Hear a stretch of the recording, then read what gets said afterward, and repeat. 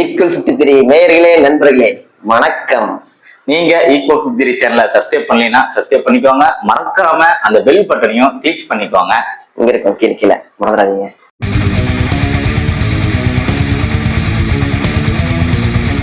சரி, என்ன நண்பரே, நீங்க மட்டும் அரசியல் பேசுவீங்களா? நானும் அரசியலே பேச மாட்டேனா? இருங்க, நானும் உங்க சேனல்ல வந்து நான் அரசியல் பேசுறேன் அப்படின்னு நம்முடைய நண்பர் வந்திருக்கிறாரு. நம்ம பார்க்கலாம் அரசியல் பத்தி நம்ம என்ன பேச போறோம் அப்படிங்கிறத, நண்பர் என்ன பேசுறாரு அப்படிங்கிறத நம்ம நீ பார்க்க போறோம். நீங்க எல்லாம் ஓட்டு போட்டீங்களா நண்பர்களே? நாங்க போட்டோம். ஒரு ஜனநாயக நாட்டுல ஒரு தமிழ் குடிமகனா உங்களோட குடியுரிமையை நீங்க நிறைவேற்றினீங்களா இல்லையா?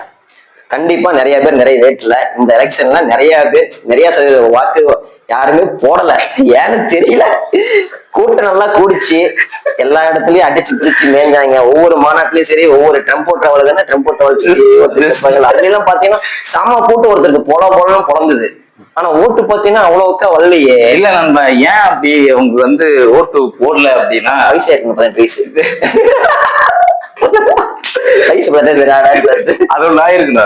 இன்னும் என்னன்னா, தேர்தல் கமிஷன் வந்து இந்த டைமிங்ல இந்த டைமிங் வரைக்கும் ஒதுக்கிட்டாங்க. அதே மாதிரி வந்து ஈவினிங் வந்து 7 மணியோட க்ளோஸ் அப்படின்னு சொல்லிட்டு மார்னிங் 7 to ஈவினிங் வந்து 7 மணி வரைக்கும் க்ளோஸ் சொல்லிட்டாங்க.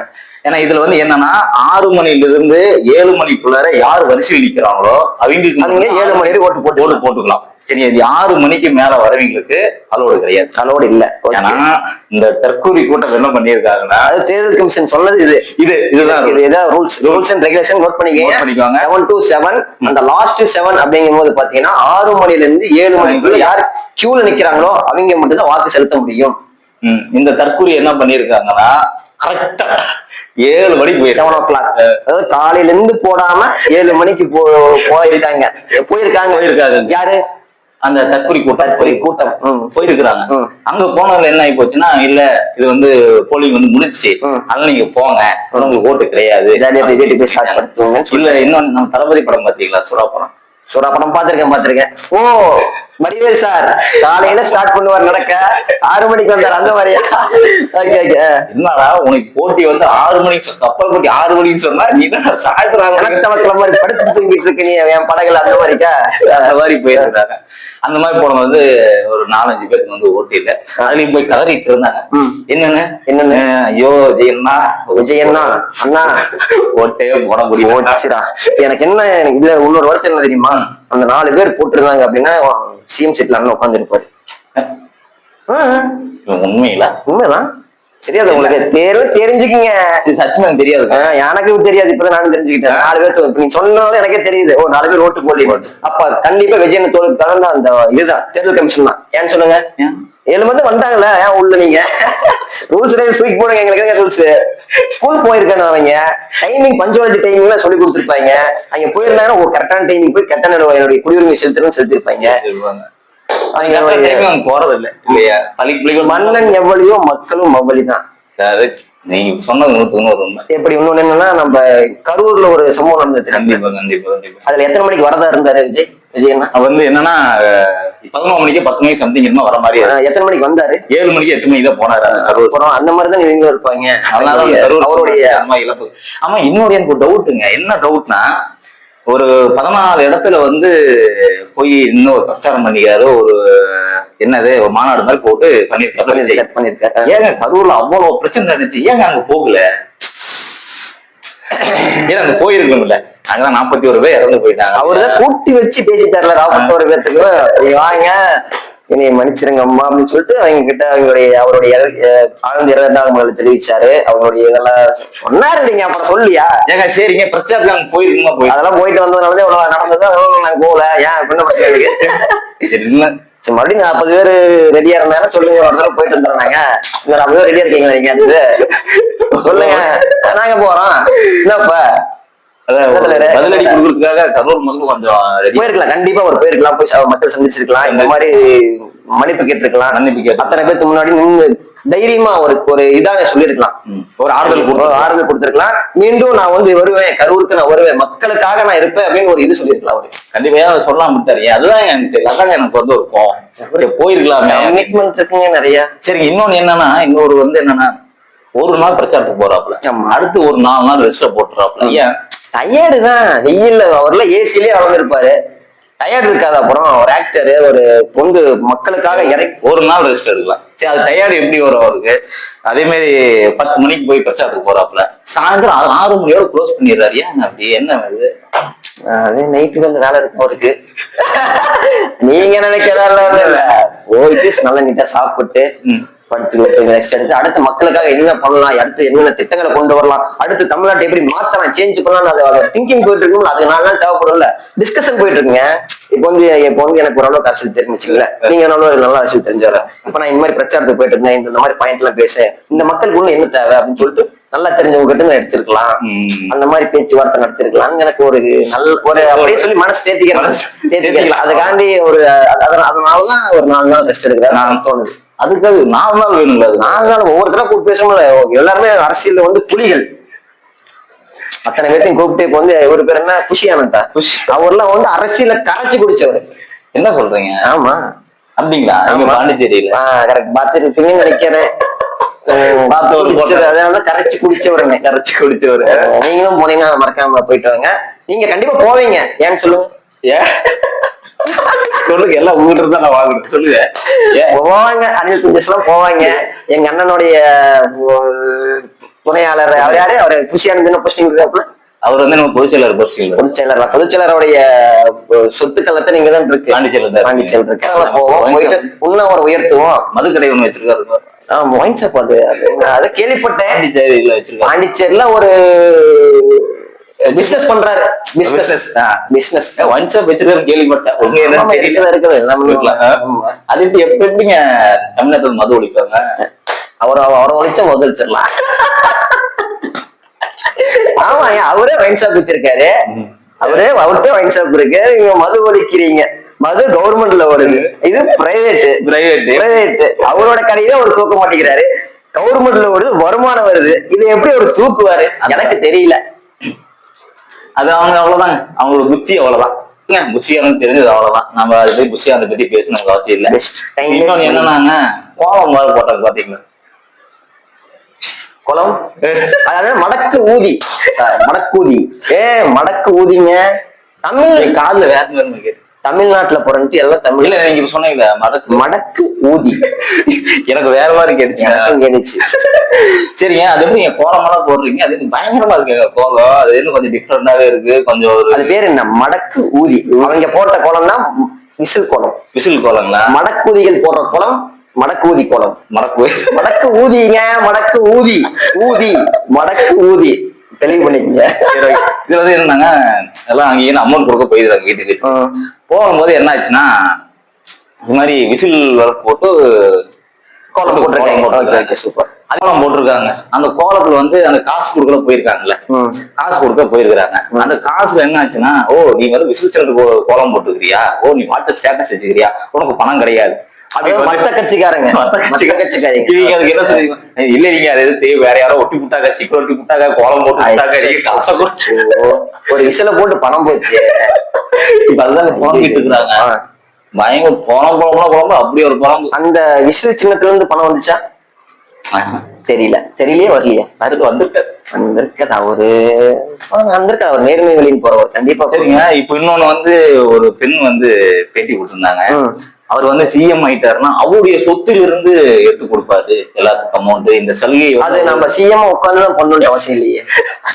சிஎம் சீட்ல உட்காந்து என்னோட சொத்து நான் ஒரு பண்ணணும் அப்படின்னு நினைக்கிறேன். ராகவலான் சார் பண்றாரு.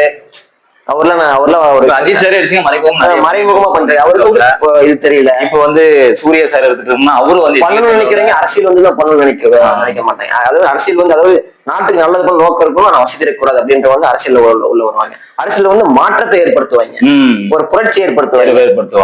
பாலிடிக்ஸ் பண்ணி பாலிடிக்ஸ் பண்ணுவாங்க. ஏன்னா நம்மளால வந்து அந்த சினிமா ஃபீல்டே ஊழல் வாங்கிட்டாப்ல. ஊழலா? ஆமாங்க, அதாங்க 200 டிக்கெட்டுக்கு வந்து 2000 அவரோட படத்தோட டிக்கெட்டே அவர் இது பண்ண முடியலன்னா நம்ம மக்களுக்கு வந்து என்ன பண்ண போறோம்? என்ன பண்ணுவாரு? ஒண்ணுமே பண்ண மாட்டார். இன்னொன்னு என்னன்னா, எனக்கு டவுட் இதுல வந்து என்னன்னா, இவர் வந்து பணத்துக்காக வாங்குறாரு. ஒரு 200 டிக்கெட்டுக்காக 2000 சொல்லி வாங்கிட்டாரு. இந்த மாதிரி இருக்கும்போது இப்ப வந்து நிறைய பக்கம் வந்து இதாச்சுல்ல,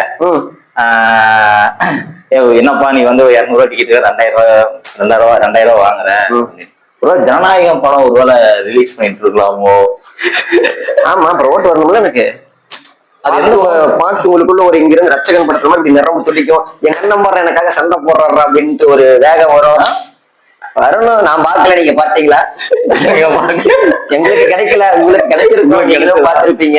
உண்மையா சொல்றேன். இதுல என்னன்னா விஜய் ரசிகர் இருக்காங்களே, விஜய் ரசிகர் இருந்தாலும் அவனே போய் பாப்பாங்க. கண்டிப்பா பாப்பாங்க. பாத்துருப்பானா? பார்க்கதான் போறான், பார்த்தே ஆகணும். சொல்றது நான் பாக்கலீங்க, படம் ஃபுல்லா பாத்துருப்பேன். பாத்துருப்பேன், படம் பாத்துருப்பாங்க. எங்க அண்ணன் படத்தை தேட்டருக்கு பார்ப்பேன். நான் பார்க்க மாட்டேங்க. ஐயோ எங்க சரி, ஏன் வெளியிட்டாங்க? யார் வெளியிட்டிருப்பா? உங்களுக்கு யாரு? எனக்கு தெரியலீங்க. எனக்கு என்னன்னா அது வந்து ஒரு எடிட்டர் போர்ஷன் சொல்லி இருக்கு. ஒவ்வொரு பக்கம் ஒரு போர்ஷன் வந்து லட்டுல வச்சேன்னு நினைச்சேன். லட்டுல வச்சேன். நீ அப்படி பண்ணா நான் இப்படி அடிப்பேன். எப்படி பார்த்தாலும் நான் ஒரு இதை மறைக்கணும்னா இன்னொரு இதை கிளப்பணும். இப்ப வந்து ஒரு சம்பவம் ஒண்ணு நடந்துச்சு, என்னால நடந்துருச்சுன்னா இன்னொரு இதை விட பெரிய சம்பவம் ஒண்ணு பண்ண இதை மறந்துடுவேன். ஓகே. ஏங்க இது வரை இன்னொன்னு என்னன்னா, இப்போ நான் வந்து உங்களை டார்கெட் பண்றேன்னு வச்சுக்கோங்க. உங்களை டார்கெட் பண்ணி தான் அந்த படத்தை எடுக்கிறேன். எடுக்கும்போது நீங்க வந்து ரிலீஸ் பண்ணுவீங்களா அந்த படத்தை? சான்ஸே இல்லை. சான்ஸே எனக்கு இருக்கு நான் ரிலீஸ் பண்ணணும். ஏன்னா உங்க பத்தி தான். ஆமா, அரசியல் ஒரு 10 நாள் 20 நாள் தான் இருக்குது. அதை பத்தி நீ பேசினா ஐயோ நான் இப்படிதான் தெரிஞ்சுக்கிறேன் என்னை பத்தி, நான் எதுக்கு ரிலீஸ் பண்ண போறேன்? அப்ப நீங்க எங்க ரிலீஸ் பண்ணிருப்பாங்க? ரிலீஸ் பண்ணா பணம் போனா போட்டும், குடிச்சிருதான் சாவரா, எனக்கு என்ன நான் சம்பளம் வாங்கிட்டேன், எல்லாத்தையும் வாங்கிட்டேன். பணம் போனா போட்டும், எனக்கு தேவை ஓட்டு வந்தா சீட்டு வந்தா என்ன 200 கோடி ரூபா வாங்குறேன்னா எனக்கு 900 கோடி விளையாடுற இடம். போன போய் எவ்வளவு 550 கோடி 550 கோடி சம்திங் அவ்வளவுதான். எவ்வளவு ஆயிரக்கணக்கான கோடி விளையாடுறது தூக்கி வச்சுட்டு போயிட்டே இருப்பாரு. சம்பளம் வாங்கிட்டாப்ல.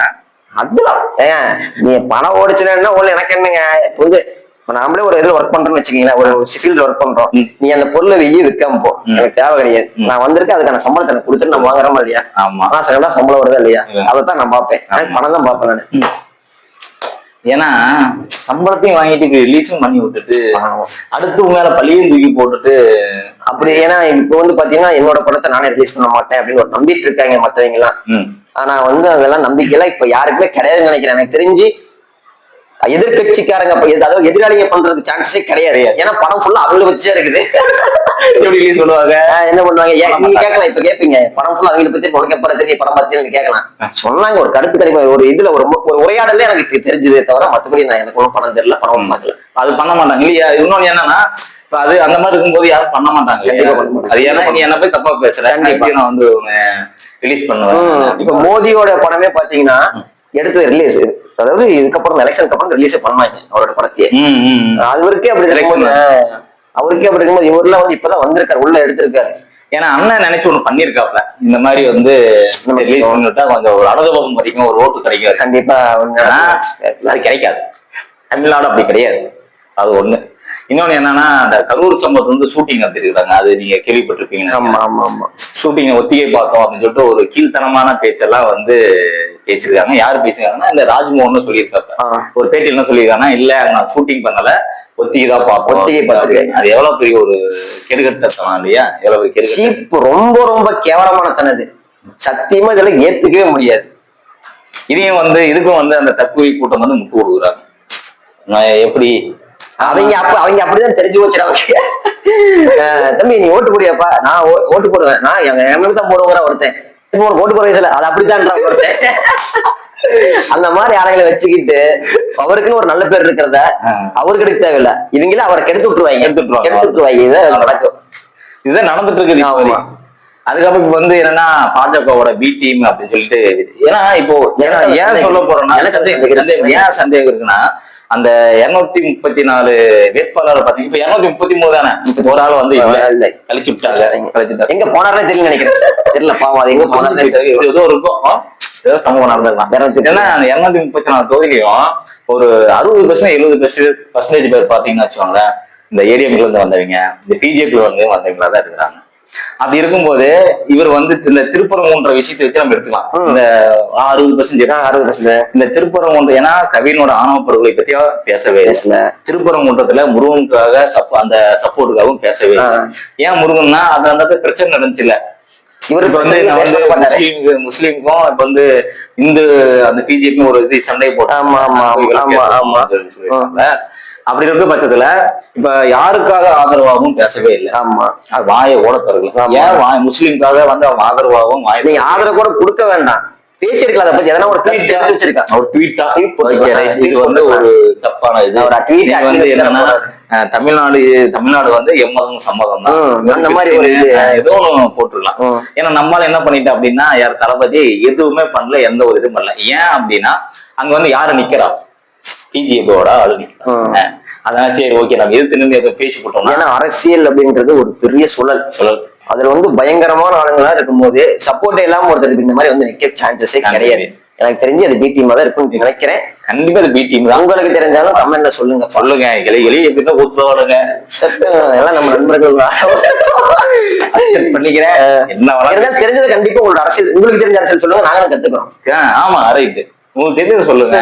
ஆனா எது கருத்தாலும் வந்து கொஞ்சம் யோசிச்சு பேசணும் இல்லையா? யோசிக்காம எதுவும் சொல்லாதீங்க. உங்களுக்கு கருத்தை வந்து நாங்க அப்சர்வ் பண்ணிக்கிறோம், புரிஞ்சுக்கிறோம், தெரிஞ்சுக்கிறோம். ரொம்ப வாங்கிட்டாருங்க, அட்டி ரொம்ப வாங்கிட்டாரு அப்படிங்களா? அதெல்லாம் கொஞ்சம்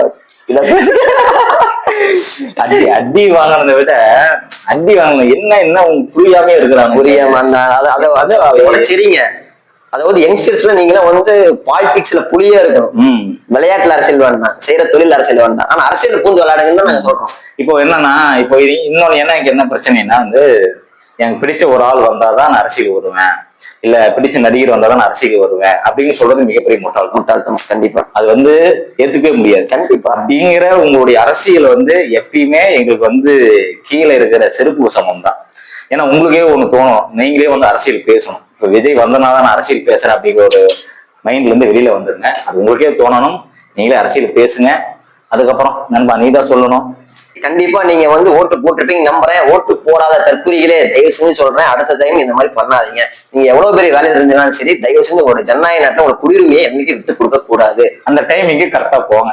டைமிங் மறந்துடாதீங்க. டைமிங் முடிஞ்சளவு சீக்கிரமா போய் உங்களோட வாக்கு செலுத்திடுங்க. அதே மாதிரி நோட்டாக்கு போட்டு உங்களுடைய இதை வேஸ்ட் பண்ணாதீங்க. அதாவது நீங்க நல்லா, அது ஒருத்தர் சொல்லியிருக்காரு, அவர் யாரும் சொல்ல விரும்பல, நீங்க அது சுய நல்லா சமைச்சு வச்சுட்டு நீங்களும் சாப்பிடாம அடுத்தவனுக்கும் கொடுக்காம கொண்டு போய் கீழே கொட்டுற மாதிரி இருக்கு. தயவுசெய்து சொல்றேன், அந்த மாதிரி நோட்டாங்கிற யாருக்காவது ஓட்டு போடுங்க. நான் ஓட்டு போட்டேங்க, நீங்க கொடுத்து பாக்குறீங்க. சரி பாக்கலாம். அதே தான். ஓகே, சரிங்களா? நன்றி, வணக்கம்.